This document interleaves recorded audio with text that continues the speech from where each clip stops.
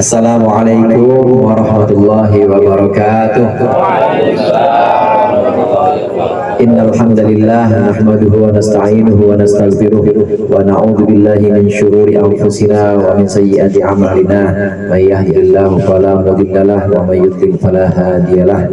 Allahumma shalli ala sayyidina Muhammadin salatan tuballighuna biha hajja baitikal haram wa ziyarata qabri nabiyyika alaihi afdhalus salatu wassalam fi lutfi wa afiyati wa salamati wa bulughil maram wa ala alihi wa sahbihi wa sallim. Amma ba'du.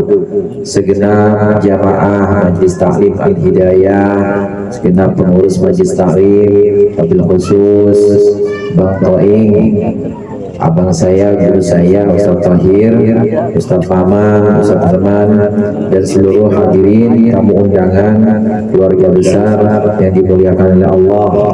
Alhamdulillah malam hari ini kita bisa berkumpul sama-sama. Yang pertama yaitu dalam rangka memberikan nama anak atau tasmiyah cucu dari Akhil Karim, yaitu Bang Tahir. Mudah-mudahan Allah jadikan anak yang salehah. Bapak hadirin jamaah rahimakumullah, anak itu bagaimana orang tuanya, orang tua itu bagaimana orang tuanya lagi. Saya tahu di sini nduk ya panggilannya. Nduknya doyan ngaji. Nduknya doyan ngaji, insya Allah cucunya juga jadi orang yang doyan ngaji. Amin. Bagaimana orang tuanya memberikan contoh, terutama bapak dan ibunya. Kalau bapak dan ibunya memberikan contoh sholat jamaah, bapak dan ibunya memberikan contoh gemar sedekah, maka anak akan jadi seperti itu juga. Meskipun kita berikan nasihat, meskipun kita berikan suruhan, kita berikan larangan-larangan, tapi kalau orang tuanya nggak nyontohin, nggak bisa. Baca Al-Quran contohnya, tadarus. Kalau bapak dan ibunya memang demen tadarus, itu anak insya Allah juga demen tadarus. Paling tidak bisa hafal itu ayat-ayat Al-Quran yang sering dibaca oleh bapak atau oleh ibunya. Mana bapaknya? Ya bang? Iya. Kalau bapaknya yang sering baca Al-Quran, itu anak demen. Kalau mau itu gimana Ustaz? Kalau pakai streaming YouTube misalnya, ya boleh pakai YouTube. Dengerin aja pokoknya anak-anak biar akrab sama Al-Quran. Kan cuma begini saudara, kalau kita pakai YouTube itu giliran iklan Shopee COD dia begitu. Ya anak jadi hafal itu iklan. Apal, orang lagi tengah-tengah baca surat ada Shopee, tengah-tengah baca surat ada iklannya ikut apal, ayatnya apal, iklannya juga jadi apal juga. Bedanya kalau baca sendiri dengan diperdengarkan melalui media itu seperti itu. Mudah-mudahan anak yang baru saja diberikan namanya Allah jadikan sebagai anak yang solehah, bermanfaat untuk orang tuanya, untuk masyarakat, untuk agama dan nusa bangsa. Amin ya rabbal alamin. Hadirin jemaah rahimakumullah, yang kedua dalam rangka walimatus safar, yaitu walimah atau tasyakuran perginya berangkatnya Bang Tahir ke tanah suci Makkah dalam ibadah yang namanya ibadah umroh. Orang tua dulu sebutnya umroh itu haji kecil.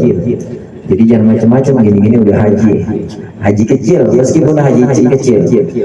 Allahumma ja'alhu hajjan mabrura wa sa'yan mashkura wa tijaratan lan tabura. Semoga Allah jadikan ini sebagai haji atau kunjungan yang mabrur yang Allah terima. Allah jadikan sa'inya atau usaha upaya-upayanya sebagai upaya yang Allah terima juga, dan Allah jadikan ini sebagai pintu keberkahan untuk Bang Thohir beserta istri.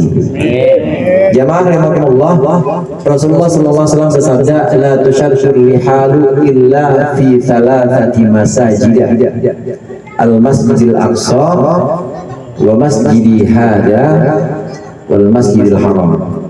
Yang namanya pelesiran, jalan-jalan tidak boleh dipaksain, tidak boleh dibela-belain, tidak boleh diupayakan, dipaksakan, kecuali ketiga tempat, ketiga masjid ini. Yang pertama ke Masjidil Aqsa yang ada di Yerusalem. Tahu Yerusalem, Pak? Tahu. TV. Aku Kebayoran. Palestina itu Masjidil Aqsa. Kalau kita punya niat ke sana, kemudian kita upayakan, kita buat tabungan, itu boleh, karena ingin ibadah di masjid yang namanya Masjid Aqsa. Yang kedua yaitu Masjid Nabawi, dan yang ketiga yaitu Masjidil Haram. Kita semua tentu ingin ke sana. Jangan hanya sekedar ingin, tapi harus kelihatan juga upayanya. Nabung. Saya dulu punya tabungan, bukan celengan sih bentuknya, tapi tabungan tas aja, masukin aja, tulisin itu haji, nggak usah banyak-banyak, sehari 1 juta sehari segitu kan udah ya 30 hari udah bisa daftar. Urusan berangkat mah nanti, urusan berangkat Allah yang mempermudah nanti. Yang penting kita punya niat yang kuat, punya tabungan, insya Allah itu berangkat. Haji berangkat, umroh juga apalagi lebih gampang, persyaratannya itu juga berangkat. Berkunjung ke Masjid Al-Aqsa, berkunjung ke Masjid Nabawi, dan juga berkunjung ke Masjidil Haram, ini adalah satu perjalanan yang layak dan perlu kita usahakan, kita paksakan. Kalau sekedar jalan-jalan ke Singapura mah, orang sini Singapura ya, liburan, jangan dipaksain kalau emang nggak bisa. Sekedar jalan-jalan ke Swiss, tahu Swiss? Sekedar jalan-jalan ke Swiss, jangan dipaksain. Tapi kalau ke jalan-jalan yang masjid 3 ini, Masjidil Haram, Masjid Nabawi, kemudian Masjid Aqsa, ini memang perlu kita usahakan dan perlu kita upayakan. Kalau bisa setahun sekali umroh, amin. Kalau bisa kita haji ya paling nggak 2 tahun sekali, amin. Amin ya Allah. Tugas haji apa? Tugas haji bisa 2 tahun sekali. Ini adalah masjid-masjid yang memang Allah berikan keutamaan. Jamaah rahimakumullah, perbandingan ibadah di antara 3 masjid itu. Di Masjidil Aqsa, sholat di Masjidil Aqsa itu sebanding dengan sholat 100 rakaat. Jadi kalau kita sholat 2 rakaat di sana, 2 dikali 100 berapa rakaat? 200 rakaat. Sholat sunnah 2 kali di Masjid Aqsa sama dengan 200 rakaat. Ada yang terawihnya kemarin sampai 200 rakaat. Ada yang terawihnya sampai 200 rakaat dalam semalam. Nah, ini dilipat gandakan di Masjidil Aqsa hingga 100. Nah, kemudian di Masjid Nabawi ini lebih tinggi lagi. Di Masjid Nabawi ini sampai 1000. Di Masjid Nabawi Allah lipat gandakan ibadah-ibadah termasuk sholat dan juga iktikafnya, ini sampai 1000 kali lipat di Masjid Nabawi. Jadi yang pertama 100 Masjid Aqsa, yang kedua Masjid Nabawi ini 1000.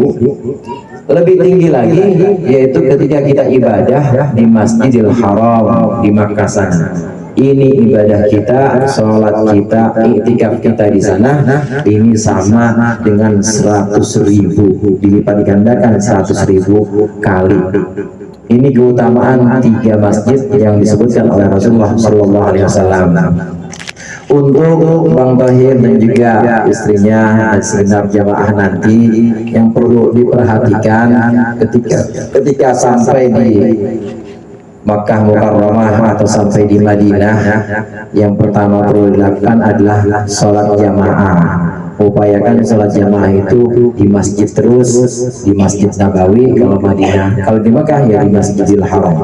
Karena sholat jamaah itu di sana dilipat gandakan sebagaimana tadi yang saya jelaskan, hingga 100.000 kali lipat dibanding sholat di Masjid Al-Jihad, dibanding sholat di Masjid Al-Muttaqin.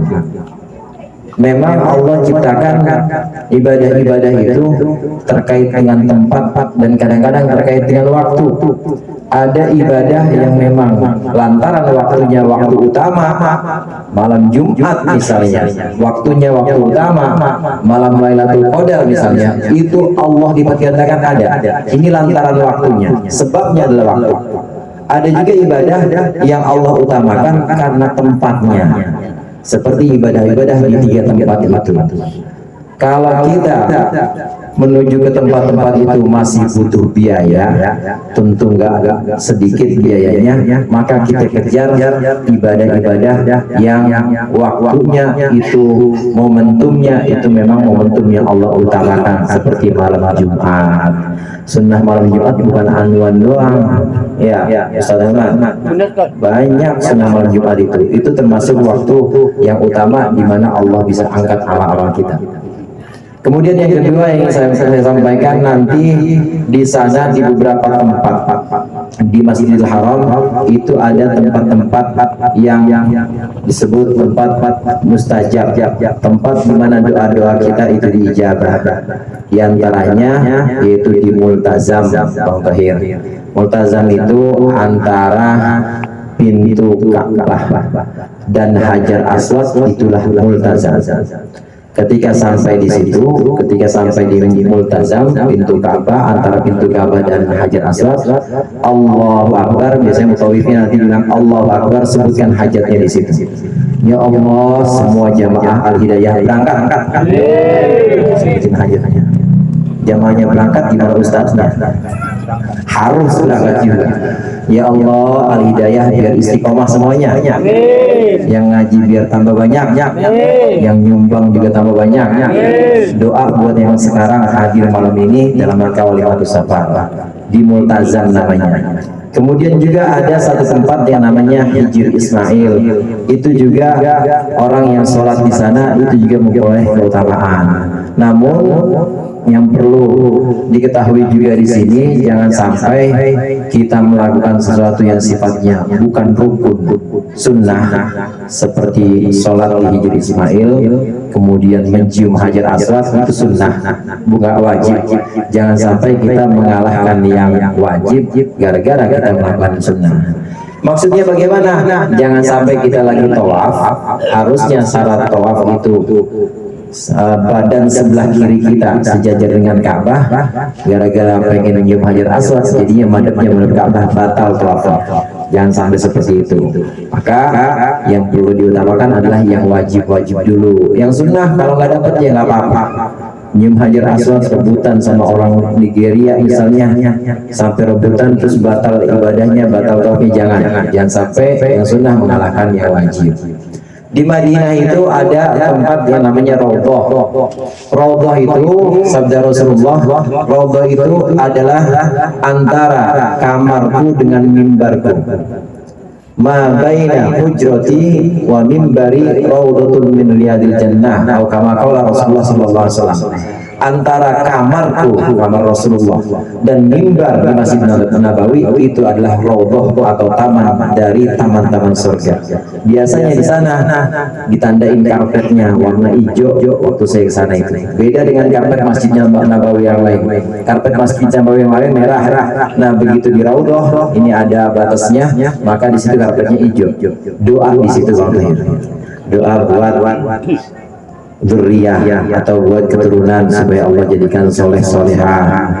terutama tetap iman, tetap Islam, terang hati, barokah manfaat dunia akhirat. Doa juga buat sanak keluarga dan tentunya juga buat kita semua jamaah Al-Hidayah.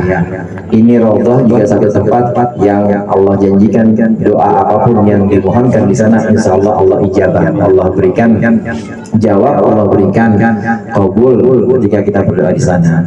Yang terakhir, jamaah rahimahumullah, orang yang datang pada malam hari ini dalam walimatus safar tentu didasari atas rasa suka dan senang juga. Senang dengar kalau Bang Thohir, kalau saudara kita pergi, maka insya Allah orang yang senang dengar berita saudaranya itu pergi ke sana, insya Allah pergi juga ke sana. Amin. Mudah-mudahan Allah jadikan kita orang-orang yang bisa berangkat umroh, bisa berangkat haji. Allah berikan kemudahan semua jalannya, dan terutama untuk yang akan berangkat, Bang Thohir dan istri, Allah berikan kesehatan, Allah berikan kelancaran dalam ibadahnya, Allah jadikan nanti kunjungannya sebagai kunjungan yang mabrur, sa'inya sebagai sa'i yang masykur. Allah jadikan ini sebagai bekal keberuntungan dunia maupun akhirat. Barangkali itu saja dari saya, lebih kurangnya saya mohon maaf. Allahul muwaffiq ila aqwamit thoriq. Assalamualaikum warahmatullahi wabarakatuh.